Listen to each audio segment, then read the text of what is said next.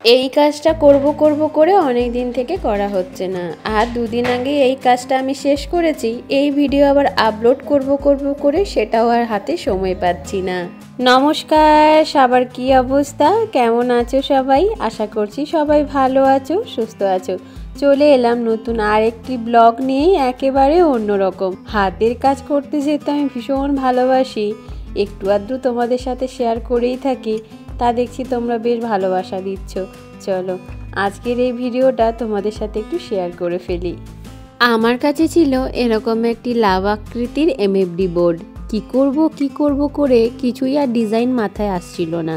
তাই সিম্পলের ওপরে ভেবেছি একটু অন্যরকম ইউনিক স্টাইলে বানাবো, দেখতে যাতে অনেক সুন্দর হয় আর অনেকটা সিম্পল হয়।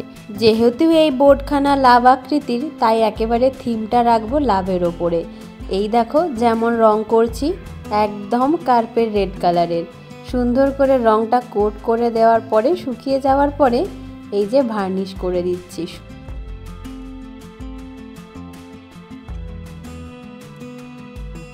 এই দেখো সুন্দর করে ভার্নিশ করার পরে, শুকিয়ে যাওয়ার পরে কালারটা কত সুন্দর ফুটে উঠেছে, দেখতে কতটা সুন্দর লাগছে বলো তো। এই সুন্দর লাল কালারের ওপরে যখন এইরকম ছোট্ট ছোট্ট কাঁচের টুকরোগুলোকে বসাবো, তখন দেখতে কতটা সুন্দর হবে বলো তো।